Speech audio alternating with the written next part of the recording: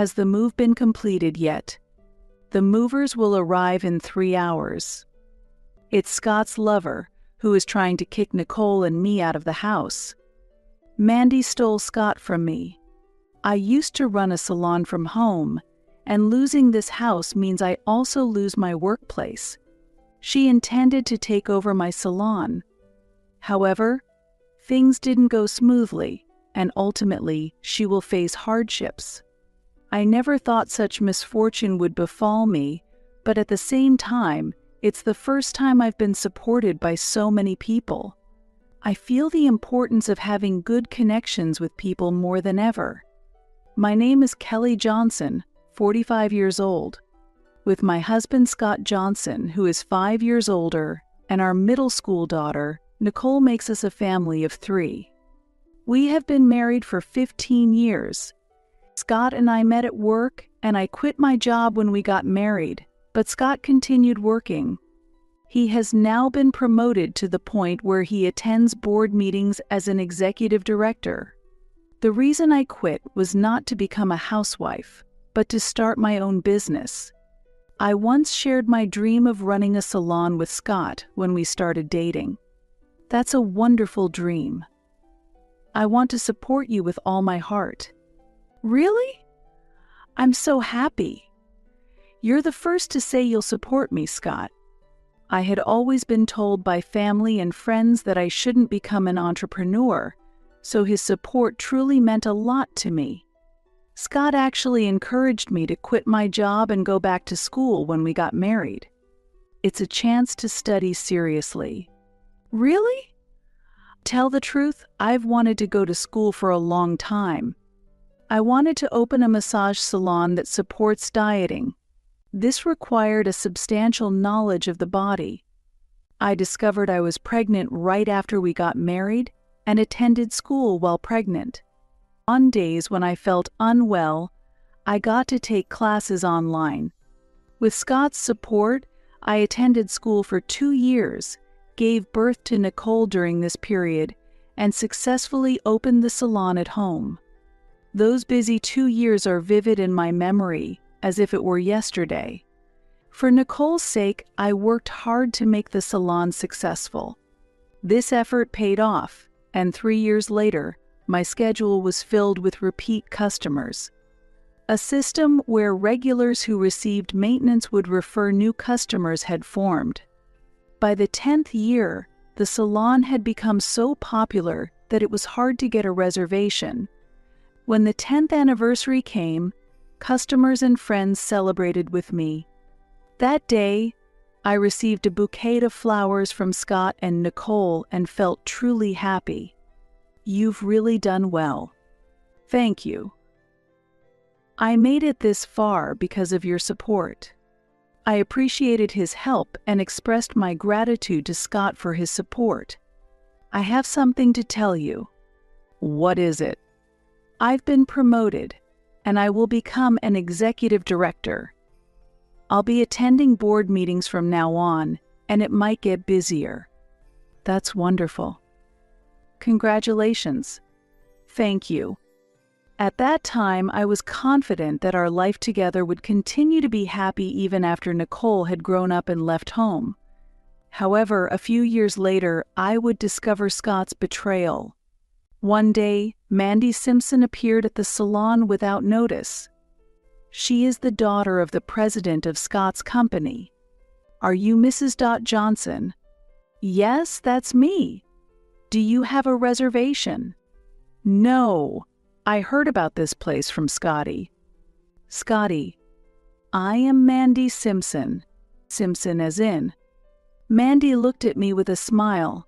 No doubt, she was the young lady of the Simpson group. When Scott and I worked at the same company, the president used to bring his elementary school daughter to the office. After graduating from university, Mandy joined the secretarial department through her parents' connections.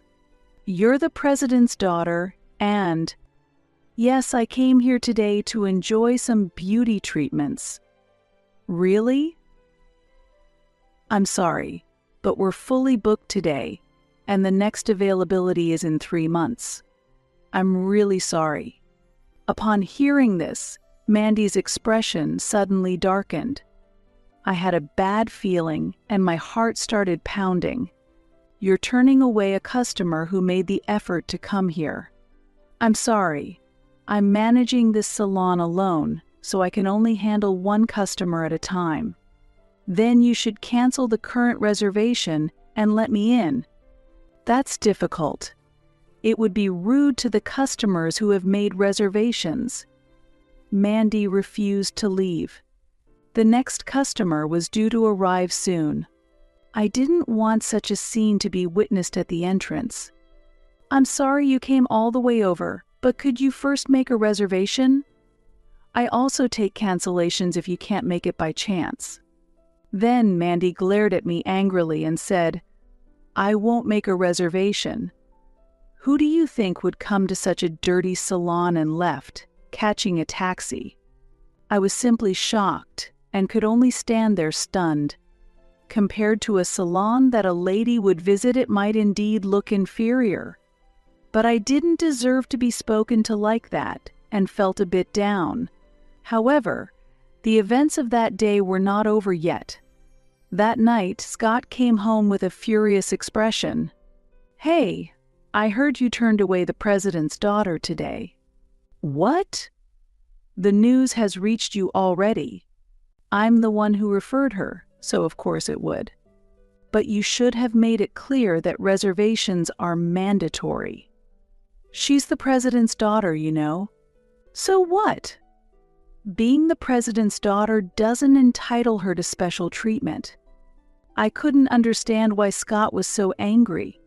Maybe he was concerned about his career. Mandy isn't involved with the company, and the president doesn't seem that strict. Why are you so upset?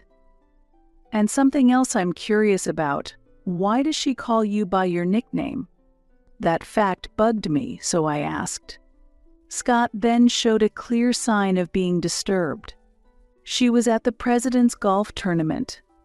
The president calls me by my nickname, so she probably does too." The fact that the president calls Scott by his nickname seemed strange to me, but I still didn't understand why he was angry. "Is your promotion that important? Don't you support me? I always supported you. Having the young lady as a client could have boosted your reputation. This salon prioritizes reservations. New customers are important, but regulars are even more so." Hanf. As if a customer who comes once a month would spend much money. At these words, I was at a loss for words. I didn't have the energy to argue further, and I asked Scott to consult me in advance if he intended to make any referrals. "I won't make any referrals anymore." Scott was angry, and we didn't speak to each other at home for a while. I couldn't understand why the matter with the president's daughter had to cause so much trouble. We only started talking again when Scott forgot something. A USB was left plugged into the home computer. When I called, he asked me to bring it to the office. I had several appointments that afternoon, so I hurried to the office. My bad. Scott said that, took the USB, and quickly left. I might have hoped for a lunch together, but nothing of the sort happened, and we parted ways quickly. "Is that you, Mrs. Johnson?" The person who greeted me was a junior colleague who had joined the company when I was still working there. She had become a respectable career woman, which surprised me. "Ms. Adams?" "It's been a while. You seem well settled." "Well, I'm a senior now. Time really flies," I thought. I wanted to chat more, but with customers waiting, I said, "How about we grab a meal sometime? Here's my contact," and handed her my business card. "Thank you. There's something I'd like to discuss, actually." "Something you'd like to discuss?" "Yes, it's a bit difficult to talk about here." She then whispered in my ear, "It's about Director Johnson." "What?" I was concerned about my husband, but we agreed to get in touch later. I felt uneasy. What on earth could it be about? However, a few days later, I witnessed an unbelievable scene. That day, I had gone on a business trip a bit further away. I was visiting a factory to see a prototype of a new lotion for the salon. When I arrived at the station, I saw a familiar car parked. Watching it, I noticed Mandy sitting in the passenger seat. I discreetly observed from a distance. No one was in the driver's seat at first, but soon a man came out of a store and took the seat. It was undoubtedly Scott. He was supposed to be on a one-night golf trip today. I thought maybe it was a competition Mandy was participating in, but something felt off. It was a woman's intuition. Then, in the next moment, Mandy wrapped her arms around Scott's neck and kissed him on the cheek. Scott happily returned the kiss on her lips. They laughed shyly and drove away from the station. I was so shocked that I just collapsed right there. The next day, late at night, Scott came home. "Oh, you're still up. You could have gone to bed. We need to talk." "About what?" "Who did you go on a trip with last night?" "It wasn't golf, was it?" Scott seemed a bit taken aback by the sudden question. "Yesterday, I saw you at the station. You were kissing Mandy in the car." Hearing this, Scott sighed heavily. "Yes, I went on a trip with Mandy." Surprisingly, Scott calmly admitted to the affair, and even more astonishing, said, "Now that it's out, it's easier to talk. I actually plan to wait until next year, but I'm not interested in you at all anymore. I want to marry Mandy soon. Even my mother agrees." I never expected that my mother-in-law had been consulted in advance. For the first time, I realized she was on her son's side. "Are you considering a divorce?" "Yes. I'd be happier coming home to a young wife rather than an older woman like you." Seeing the kiss was shocking enough, but I never expected such a statement. "Let's discuss this with Mandy as well." I managed to say this while desperately trying to maintain my composure. Over the weekend, we invited Mandy over and had a talk. We haven't told Nicole about the situation yet. She might notice that something is off, but being a middle school student, she seems to be considerate and hasn't said anything. We asked Nicole to go out, and the three of us gathered. Scott and Mandy, sitting in front of me, were holding hands. There was no sign of remorse from them. To them, I was just an obstacle now. When did this relationship start? About a year ago, I guess. That long. I hadn't noticed anything over this past year. I remember that Scott got promoted a year ago. When I realized that the late returns home and the weekend outings were all to meet Mandy, anger welled up inside me.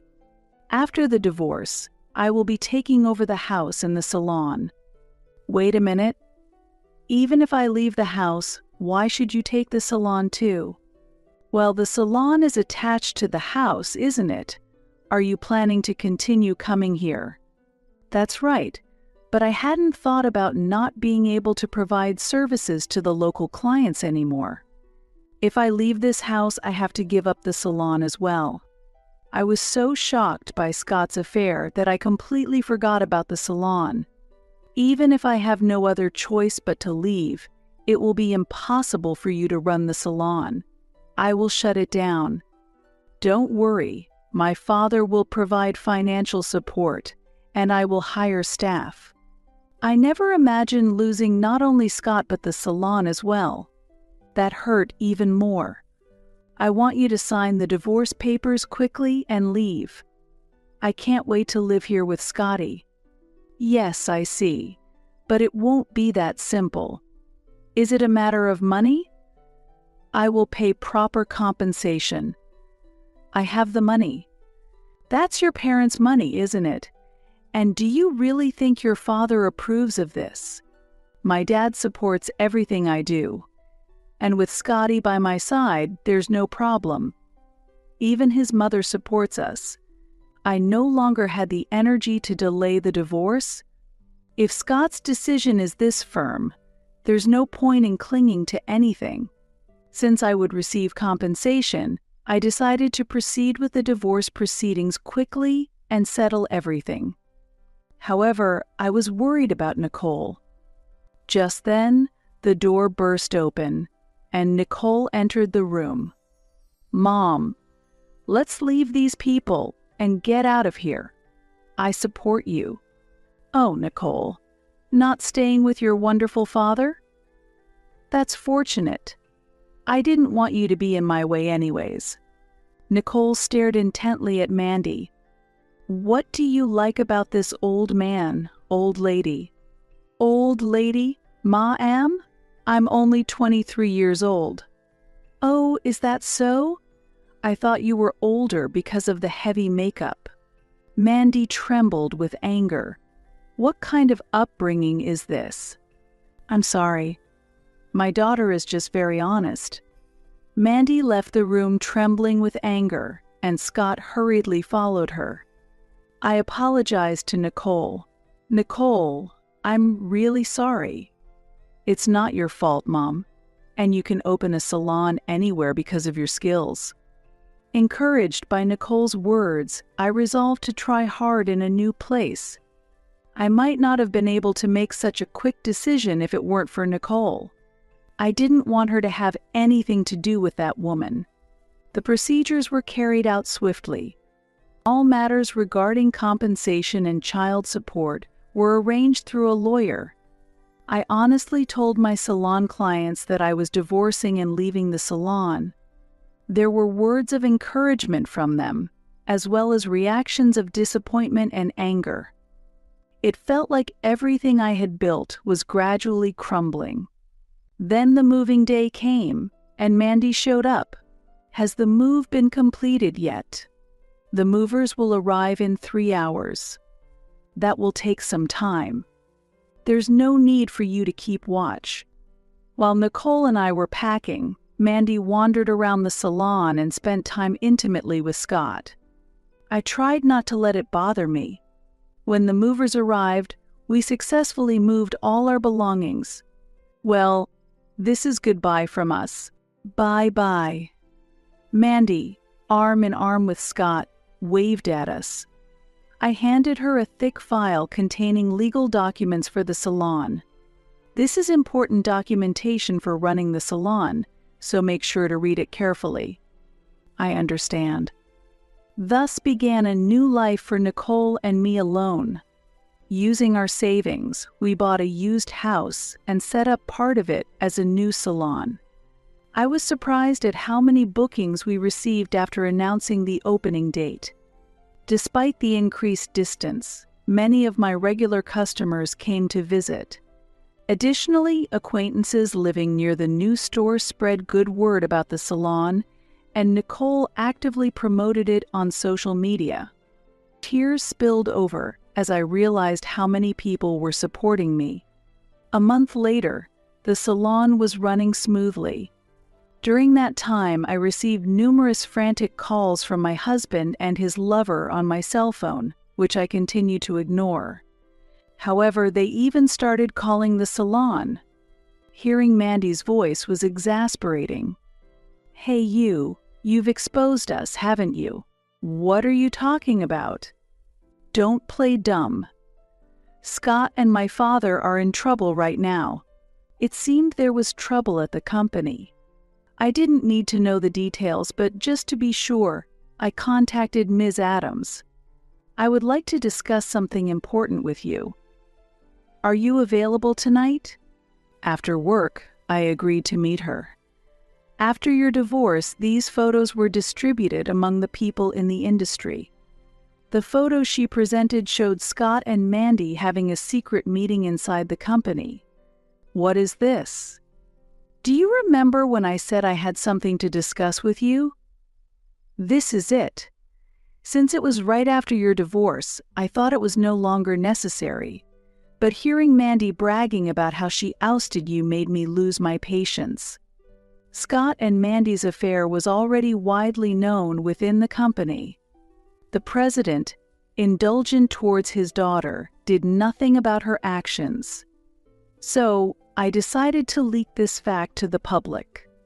As a result, Ms. Adams and several other employees took photos of Scott and Mandy's secret meetings.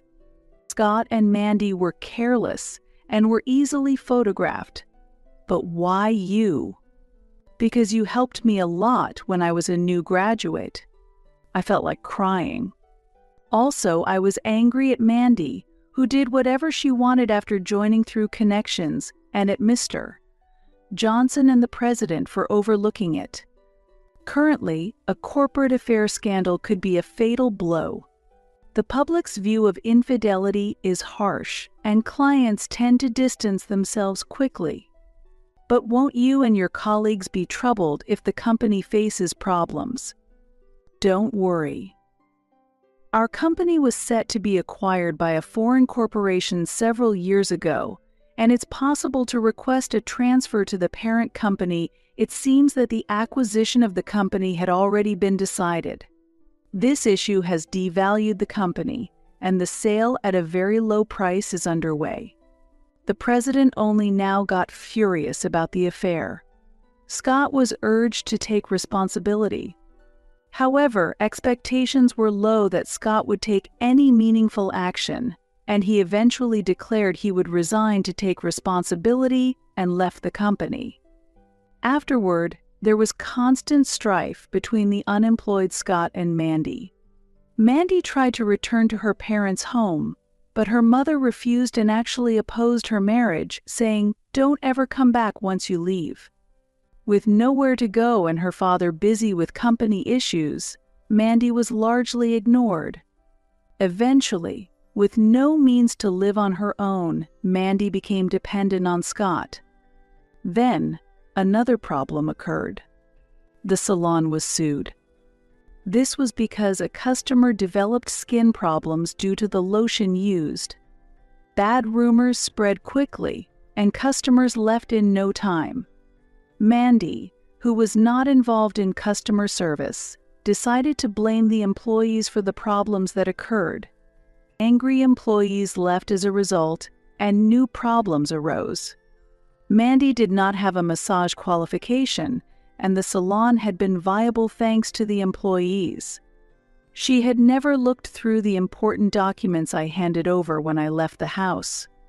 However, bookings from customers continued to come in.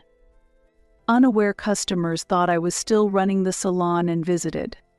As a result, many complaints were lodged with the Consumer Consultation Center, and eventually an audit was conducted on the salon.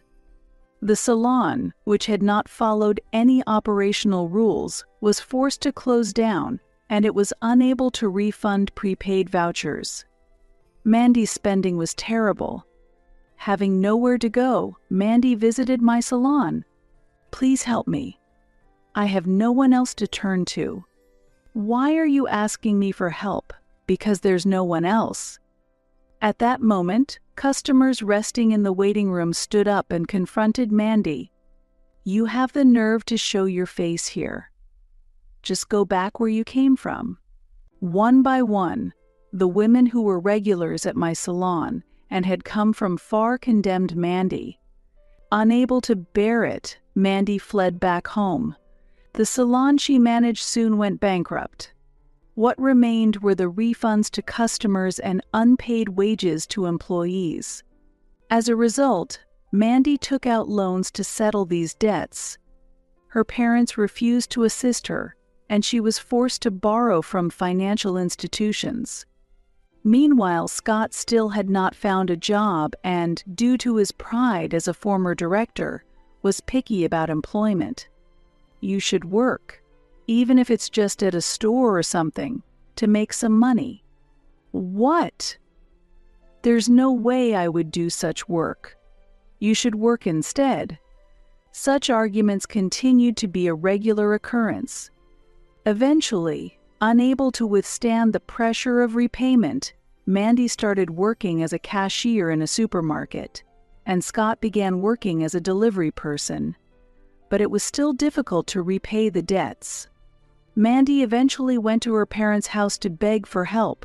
She promised to repay and created a promissory note. A few days later, Nicole suddenly burst into the house as if fleeing. "What's wrong?" "He's chasing me." "Who?" At that moment, Scott appeared, wearing a delivery service uniform. "What are you doing?" Suddenly, he started apologizing at the entrance. I sent Nicole to her room and decided to talk with Scott alone. "Kelly, I was wrong.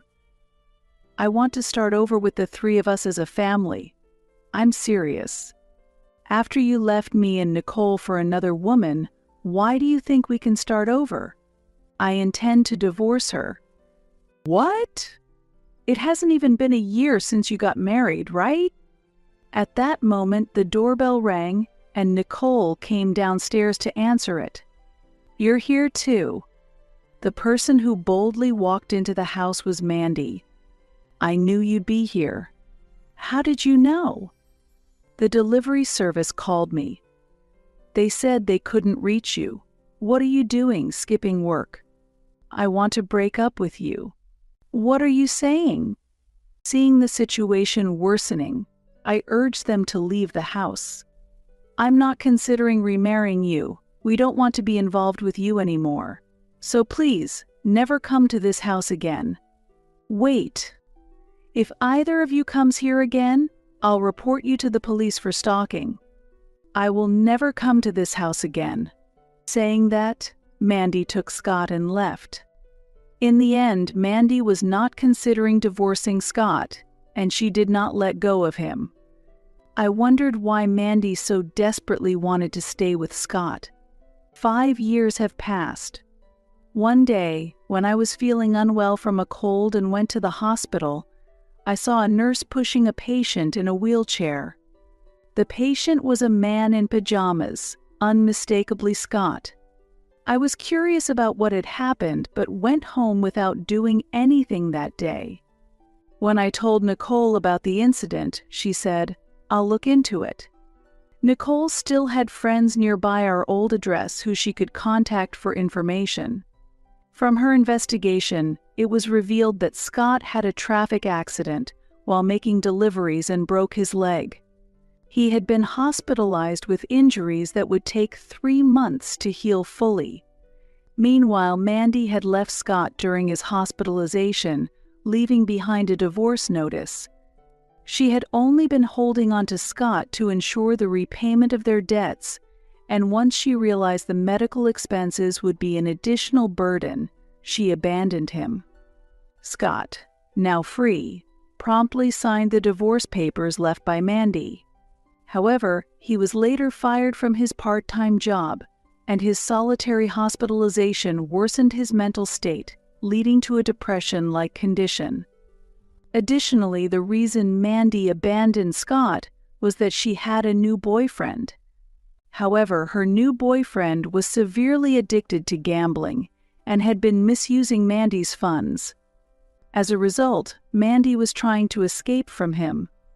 With nowhere else to go, Mandy reluctantly continued living with him. She was also mentally exhausted, and her situation was far from good. Neighbors noticed her severe weight loss and gossiped. "That wife has lost a lot of weight recently." Nicole was fed up with hearing about them and told me, "Don't worry about those people anymore." To Nicole, that man was just someone related by blood, not someone she could think of as her father. After graduating from high school, Nicole attended a beauty school for 2 years to become a nail technician, and after graduating, she has been helping at my salon. She has talked about wanting her own salon in the future, and I allowed her to set up a nail space in my shop, which she has made a reality. Though the divorce put many hardships on Nicole, seeing her work hard and stay positive motivates me to do better myself. Recently, Nicole said something that really touched me. "I want to become an independent adult like you." This was truly a joy to hear, the most valuable thing to me. I feel very happy now.